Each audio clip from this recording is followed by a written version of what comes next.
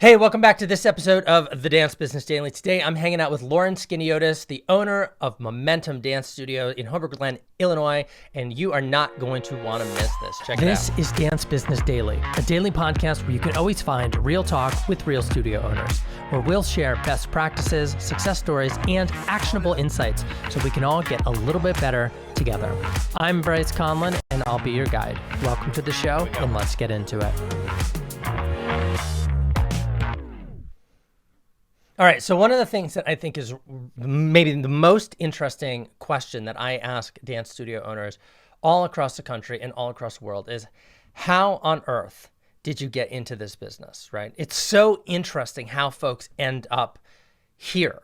And today I'm hanging out with Lauren Skiniotes. She is the owner of Momentum Dance Studios, and we are going to start there. But first, Lauren, welcome to the show. How are you today? I'm great. Thanks for having me. My absolute pleasure. So you have already given me, in our kind of pre-recording conversation, a really, really interesting view of how you got involved. But for our listeners, how'd you become a studio owner?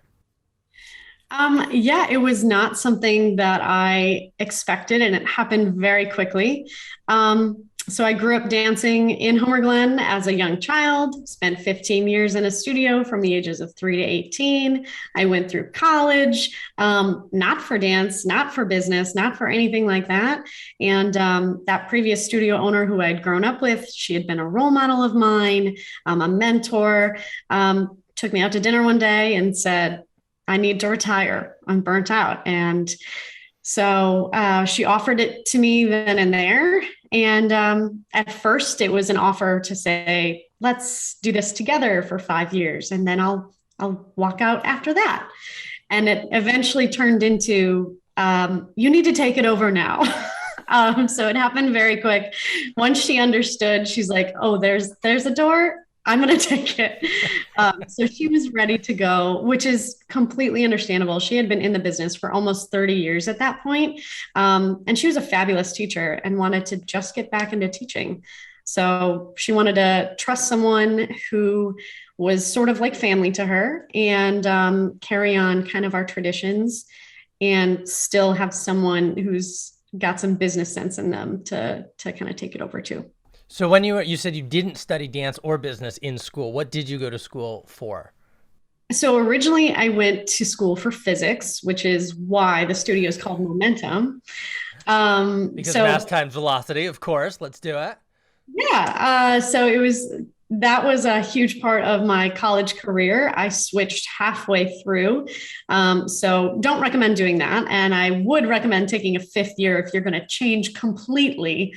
I went from science to arts. So I have a visual arts degree in painting, and then minors in physics, math, and dance as well. So it's just kind of all over the board.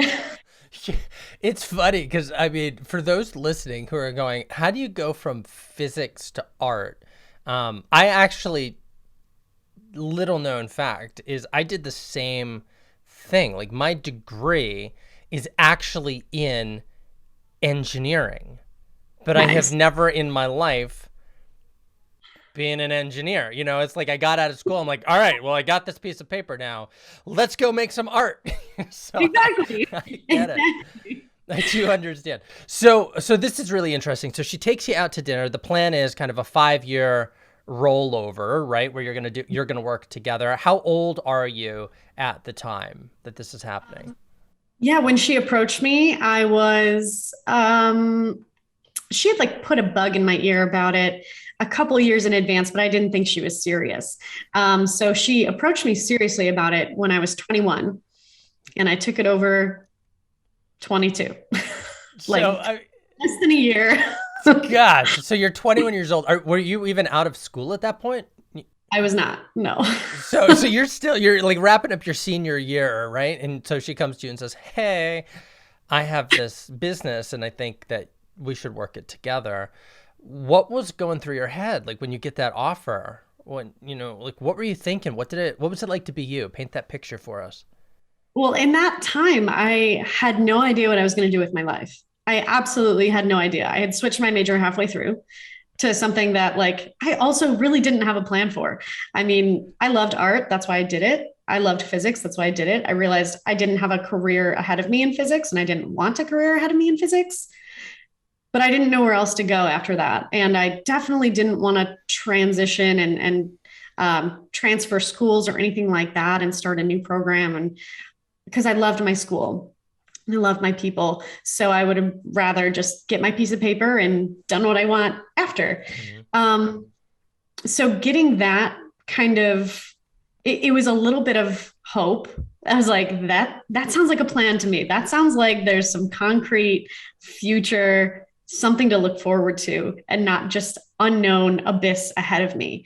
But at the same time, it was so scary because I was like, okay, well, you're burnt out. Number one, your business is not doing that great. Number two, and I don't know what it's going to be like. I don't know if I'm equipped to do that. So yeah, it was exciting. It was scary, kind of all together. So that's what I want to focus on because I think this is so interesting because we hear it all the time. We work with studio owners all over the country, and it's not at all uncommon to see people who have been working in a business, I think is maybe the language to use, Yeah. for 25, 30, 35 years. And it's not, the business isn't at a place where they could walk away tomorrow and turn it over to somebody else, and it would run. They have not created, in very, plain business speak, an asset. They've created a job for themselves. And so we see that burnout. It's very, very common where it's just, there's like a desperation. I have to keep doing this. I'm not sure I want to keep doing this. And that burnout is real. And by the way, if you're experiencing that, like, reach out to other dance studio owners just for moral support and be honest about it. There's no shame in it, but it is important to talk about it. Mental health matters. So you're hearing this, like you're the woman who has kind of taught you dance and presided over your dance experience when you were coming up, saying, it's killing me. I'm exhausted. I have to leave. And you said yes. Yeah, I said yes. I don't know if I was just extra hopeful, but I did know that there were some differences between her and I. Um, I loved her as a teacher, and I always grew up kind of knowing just from being so close to her, always knowing that her passion was in teaching and not in running her studio, not running her business. And that was something that I had known even before walking into it. So coming in with the mindset of this is the business is what I'm going to be doing. I will teach if I need to teach. And I'm sure I will love that. But I need to learn to love the business side of things if I want it to survive, because I saw it in front of me the way she didn't love the business and what happens in that case. So that was kind of how I had to go into it. Wow. All right. So let's talk about that learning curve. So here we are, physicist turned artist turned entrepreneur, right? And it sounds like really, and I'm not using that in a, I think that word gets overused, to be honest, right? Like everyone's an entrepreneur. But a side hustle is not entrepreneurship. Like, it's not business building. It's treating your business like a business, showing up and saying, I have to learn, just like I love art, just like I love dance, I have to learn to love accounts payable, and talking to the insurance company and negotiating rates with my landlord. And that's an interesting mental shift. What was that like as you stepped in? Because you said your gal kind of bolted for the door when she realized, like, hey, it's not going to close tomorrow. Pew, I'm out. What was that like for you to step into that and be like, day one, here you are, you're co-owner in a studio, you're soon to be the owner of a studio. What's day one like for you walking in? Um, it was hard. It was really hard. She didn't necessarily prepare the other faculty members or the student body or her customer base that this change was coming. Oh, I was not under that impression. So that was probably the biggest hurdle to get over, was there was this huge transition happening and a rebranding and all of this stuff. And they didn't know if I was going to bring in my own teachers and let our childhood teachers go and all of that kind of stuff. And it's a lot of change is very overwhelming at once, especially for folks that are used to that kind of very consistent, I know exactly who's going to be my teacher in the room every year for 30 years. Right. So it was really overwhelming at that point because she was so ready to get out that there wasn't really a plan to get out. It was just, I see the door and I'm going to go for it. And good luck to you. and salutations. I'll see you on Fridays when I come in and teach the 3-year-olds. But other than that, that was it. So I did feel the first 2 years at least, she was really coming down from that. She didn't start getting her personality back until about our 3rd year, and she started having fun in the classroom again because she was finally able to disconnect and leave all that in the past when she knew she could trust me with the business after, a couple of years. But going into it, that very first year, incredibly difficult, a lot of hurdles that, of course, you don't expect. Just as a business owner, all things coming at you from different directions all the time. And then on top of that, you've got a little extra drama on the side. And it feels like family drama, because I've grown up in the studio. She's my first memory, and all of those teachers that had started at the studio had shaped who I was and all of that. And so all of that change happening at once, I could understand, those families, if they weren't prepared for it, to just get slapped in the face with it right away. And then, next week, come back for summer classes and we're something new and different and go along with it. So yeah, it was difficult. One of you remind me, one of the things that we're consistently encouraging the studios that we work with to do is be thinking about succession, right? Because for exactly that reason, it doesn't mean that you have to step out of the business or even retire. Because if you love what you're doing, keep doing it for as long as it feels fun and good and is profitable for you, and also is creating value for your customers, right?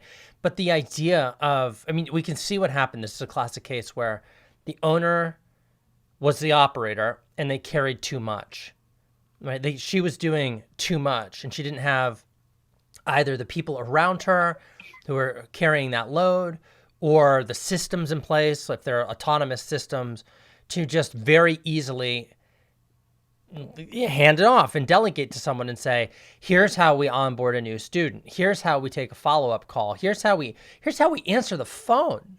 Here's how we greet someone when we walk into the studio. And the truth is, they're small things, but if you don't do them and write them down and create those systems, they're all in your head as the owner, then at some point you can't walk away. It's just all you all the time. And that's exhausting and a total recipe for burnout. Absolutely. So Lauren, here's my question for you. We're a few years on at this point. This is how long ago? Year 1 was how long ago? It was in 2016. All right. So we're going on, math is hard, 5 years? Just finished 5, going on 6. All right. So we're going on 6 years. So congratulations. First couple were rocky and rough. How are we doing today? Tell me there's some silver lining for studio owners who are feeling the squeeze that you were feeling. Oh, absolutely. Building the place, it takes time, it takes effort, and it takes some love. And it really just takes being true to your own values and how you want the culture of your studio to blossom. So that was something that I had to start with right away, was what kind of environment do I want to have and how do I get there? And over the course of the years, I knew it had to be a slow change. You can't change everything overnight. And so teachers that stayed on, that were also burnt out from teaching for 30 years, slowly found their way to the door after a couple of years. And that was a little bit more helpful than everyone changing over all at once. And then as the families began to trust me and trust that I could put on a good show and let their kids have fun and teach them something along the way, it became easier for them to trust my decisions and who I'm bringing in as instructors, as guest artists, as whoever. our desk attendants, anything. So it became a lot easier that way, with that slow transition, um, creating that culture. So it has been quite the journey. So the only person left from that original staff is now that previous owner. And then one teacher who was brought on kind of near the end of that era, but she was very young, very excited to get going. So that was helpful to have her on board as well, to have some familiarity with the students, with someone who is also young and excited, and wants them to succeed like I did too. So yeah, creating that, it takes time, but it was so worth it, and it is so worth it. And we're gonna keep developing that. It's gonna keep evolving over the years. And as long as, I'm keeping my values, the core values of the studio, at the heart of every decision that we make, then it's going to go the way I want, I hope. I may have to bring you back at some point because we hear values talked about often, I think, in kind of society at large, certainly in small business ownership. But I've never heard anybody quite anchor on them like you just did. And so I may bring you back because I don't want to let our time go by without talking about some of the other cool things that you're doing at Momentum. But I may bring you back to talk about values in particular, and just like a practical look at how to find your values and then implement those values, kind of operationalize them across the studio to design a culture. And I'm a big fan of this. I had in a previous life, I had the pleasure of interviewing a CEO of a $22.5 billion a year company. And they're known for their culture. And I asked him about their culture. I said, how do you create this culture? How do you design this culture? And he goes, you can't design culture. All you can do is design the behaviors that you do every single day. And that turns into your, and I was like, that has never left me. I was like, what? Never left me. So I may bring you back if you're down, if you're open to that. But I do want to talk about, you're doing some really cool stuff, and you were telling me about what's important to you based on your values, based on what is significant. You're doing something really cool with adaptive dance, and what was it? I'm looking at my notes now. The Youth Protective Advocates certification. Can you just give us a high level of both of these kind of programs for listeners who may not know what that means, and then we'll dig a little into why you've made the time and capital investment to pursue that. But if we could give us just a high level of what is adaptive dance and the Youth Protective Advocates program. Yeah, so I'll start with the Youth Protective Advocates and Dance program. That is a certification that I highly recommend all studio owners and teachers and anyone who's dealing with children in a recreational sense to do, even if you're not in dance. But it's a course that talks a lot about first aid, abuse awareness and prevention, injury prevention and response, safety and emergency procedures and preparedness, social media safety, dance culture right now, developmentally appropriate artistry, and body image and nutrition, and of course, the last, bullying and conflict resolution as well. So that is something that is so important that I think all educators need to be well versed in. And it's the parents trust us with their children, or guardians trust us with their children in the classroom to take care of them and to make sure that they're supported and healthy and welcome and safe. So that's super important. And I highly recommend anyone to take that course. It is incredible. But outside of that, our adaptive dance program it's a totally different certification. We started that adaptive dance program back in the early 2000s. So with the previous owner, she developed this program to start with, just started with children with physical disabilities, and then it morphed into a program that included children with cognitive disabilities as well. And now there's really no age limit. So I have adults in my program as well. We've got children and adults with physical disabilities, children and adults with cognitive disabilities. And we went through a couple other teachers went through our RhythmWorks integrative dance certification, which is fabulous again. So that is a certification that deals with fun and functional dance movement and evidence-based practices in like sensory integration, therapy and kinesiology, movement safety, and aid in reaching developmental goals and all of that.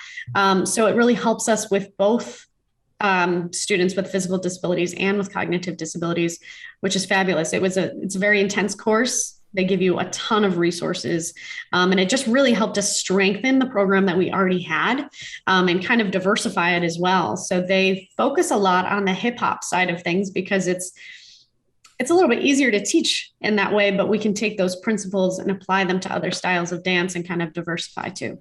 So this is fascinating to me because these are two things that, as a dance studio, you are under no obligation or expectation to pursue. You don't have to do that. If you just offer your regular old, dance programming, you show up for 30 minutes, 45 minutes, an hour, and I always use little Sally comes to dance, or little Johnny learns a few new moves, and they're bopping around and they're having a great time. Great. We're socializing the kids. They're getting their wiggles out. Awesome. That's as far as you have to go. That's as far as the expectation, but that's not as far as you've gone. You've taken it to kind of a next level where you're really able to create these well thought out, inclusive environments. And my question is, why make the time and capital investment in doing something that nobody expects you to do? It's worth it with the kids, and you see the kind of deep connections they start creating, and they feel safe and supported and excited to come. And it is a place that, for me, when I was growing up, was my safe space. Sure, we didn't have these kind of extras when I was growing up, but I knew what I needed in those times. I knew what I didn't receive, and I knew what I did. And so I knew what works, at least for me, when it came to kind of emotional release and stress release, and having the comfort and safety of dance and familiar people in a place that I knew as well. So having that in times of struggle, which everyone is going through all of the time, no matter what, whether we're in a pandemic or not, everyone has a struggle that's going on behind the scenes, that dance can be a supportive place, and it should be. It's a place where you get away from school drama, you get away from your whatever's going on, conflict in your family or at home, whatever it may be. And that was definitely dance for me when I was growing up. It was an escape. So offering a safer place and a more well thought out, for sure. Absolutely. And inclusion is just, our world has to be inclusive. And I grew up bullied, and I was kind of a nerd and kind of an outcast, but having a space where I felt really welcome and like it was my space, and like I could open up and talk to someone, or I didn't have to open up if I didn't want to. I could just release it physically. That was really important to me growing up, and probably that was my only coping mechanism for a while. And I had to learn that the hard way. I didn't even realize that was how dance was affecting me until I got to college. And I had my first semester without dance, without it at all. And I realized I was under so much stress. I was under so much emotional turmoil from all of the changes and, being independent and dealing with college stress, that I was like, I needed that space. So for me, it became very important. And I know it's going to be important for anyone who grows up in the studio too.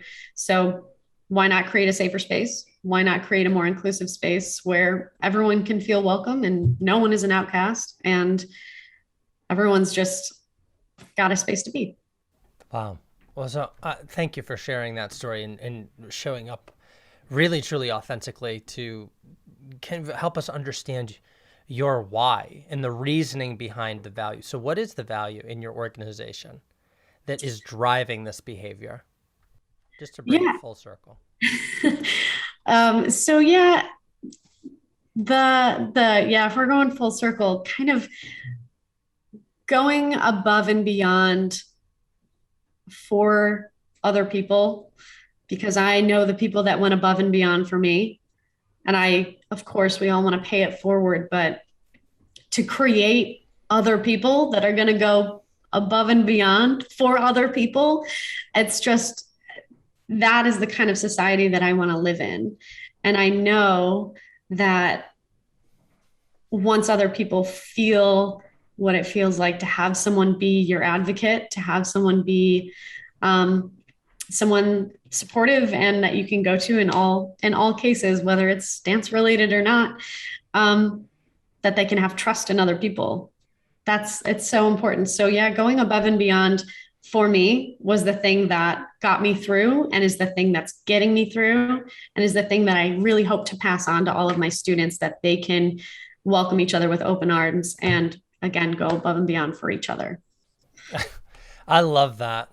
I absolutely love that. Well, yeah, I mean, I think, Lauren, we probably will want to bring you back at some point, whether it's for another episode on the podcast, or frankly, if you'd be open to it, we may consider putting together a live workshop or like a virtual workshop for other studio owners to talk values, because this stuff really does matter. By the way, not just from a kind of from the obligation that we have to our parents and to the students that we teach, but also values help your business to systematize, to stay on track. You know who to hire, you know who to terminate. It's really easy when you have this kind of higher authority that you're answerable to, that everybody in the organization is answerable to. So we may get curious about like, what can we do with this? Because it's really important, but it's also kind of tough to get your brain around if you've never done it before. Yeah. All right. More to come on that. But Lauren, I do just want to say thank you. I am just blown away by who you are and how you're showing up in your business. And I really want to just take a minute to say thank you for bringing that in your fullness to our listeners today. Really, really do appreciate that. Thank you so much for having me. That means so much. Thank you. My pleasure. Anytime, truly. Well, that's it for this episode of the Dance Business Daily. If you like what you heard, don't forget to subscribe. And you might also want to check out these videos here. Have a great one. Chat soon.